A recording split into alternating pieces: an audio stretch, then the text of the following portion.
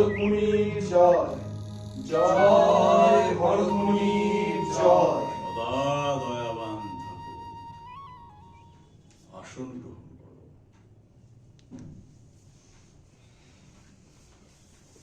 বলো ঋষিগণ, আমার এখানে তোমাদের আগমনের হেতু? মুনিবর, নাট্যশাস্ত্র রচনা করার পর থেকেই আমাদের মনে কতগুলি প্রশ্নের উদয় হয়েছে, সেই হেতু আমাদের এখানে আগমন। বলো, নিঃসংকোচে বলো। নাট্যশাস্ত্রের উপলব্ধি কি এবং এর উদ্দেশ্য কি আমরা তা জানতে চাইছি। বড় ভালো প্রশ্ন এটা। এই প্রশ্ন শুধুমাত্র নাটকের জন্য নয়, জীবনের সার বোঝার জন্য এই প্রশ্নের প্রয়োজন। ত্রেতা যুগে যখন মানুষ কাম এবং লোভের বশবর্তী হয়ে হিংসা এবং অধর্মে মত্ত হয়ে ওঠে, তখন দেবরাজ ইন্দ্র পরম পিতা ব্রহ্মার নিকট গিয়ে প্রার্থনা করেন যে এমন কিছু যদি থাকতো যা দেখে, যা শুনে, যাকে অবলম্বন করে মানুষ ধর্মের পথে, মোক্ষের পথে ফিরে আসতে পারত। তখন ব্রহ্মাদেব এই নাট্যশাস্ত্র রচনা করেন। কিন্তু গুরুদেব, বেদ হলো সমস্ত জ্ঞানের ভান্ডার। জগতের সব রহস্য লুকিয়ে আছে এই 4 বেদে। এহেন উদ্দেশ্যের জন্য এই বেদই যথেষ্ট ছিল নাকি? কারণ হচ্ছে এই নাটক, এই নাট্যশাস্ত্র আসলে সকলের জন্য সহজলভ্য। সকল সামান্য মানুষ, সাধারণ মানুষ সকলেই শিক্ষা লাভ করে তার জীবনের মার্গে পৌঁছতে পারে। আর এই মঙ্গল উদ্দেশ্যেই ব্রহ্মাদেব 4টি বেদের তত্ত্ব একসাথে নিয়ে পঞ্চম বেদের রচনা করেছেন। মুনিবর, 4টি বেদ থেকে কি কি নিয়ে এই নাট্যশাস্ত্র রচনা হয়েছে? ভালো প্রশ্ন। নাটকে ব্রহ্মাদেব ঋগ্বেদ থেকে নিয়েছেন পাঠ এবং সামবেদ থেকে নিয়েছেন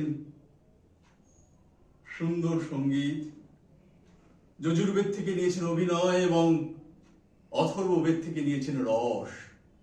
এই 4 বেদের সংমিশ্রণই হচ্ছে আমাদের এই নাট্যশাস্ত্র।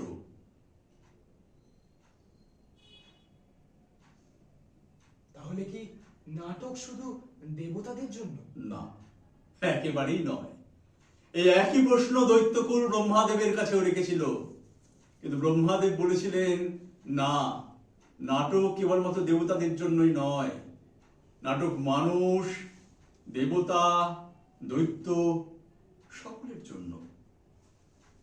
এই 3 কুলের সৎ কার্য এবং অসৎ কার্য সকল কিছুই প্রকট হয়ে ওঠে এই নাট্যশাস্ত্রের মাধ্যমে।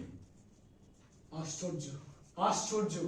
পার্থিব অপার্থিব, বহু ধর্মীয়। এ যেন সমস্ত জীব শিল্পের এক প্রতিনিধি শিল্প। নিশ্চয়ই, অবশ্যই। নাট্যশাস্ত্র হচ্ছে সকল কলার সংমিশ্রণ, তাই সকল কলার সঙ্গমই বলতে পারো এই নাট্যশাস্ত্রকে।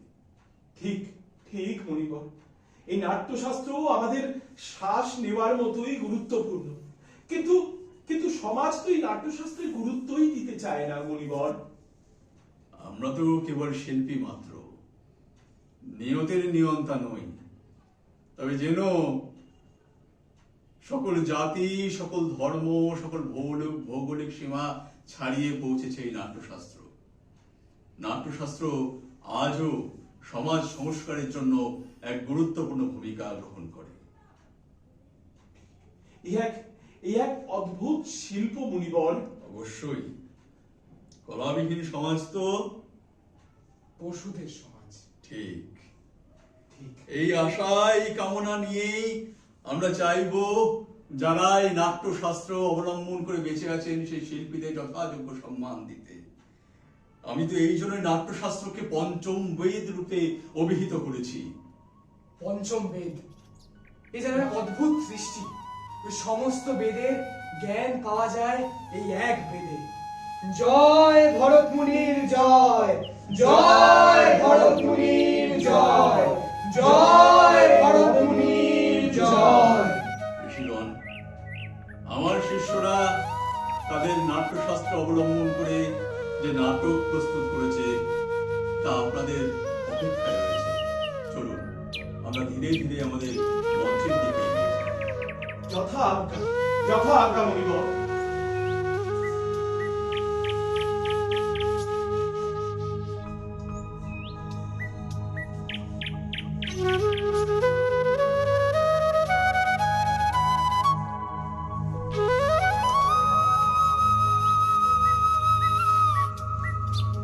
জয় ভরত মুনির জয়, জয় ভরত মুনির জয়, জয় ভরত মুনির জয়, জয় ভরত মুনির জয়, জয় নাট্যশাস্ত্রের জয়, জয় নাট্যশাস্ত্রের জয়, জয় নাট্যশাস্ত্রের জয়।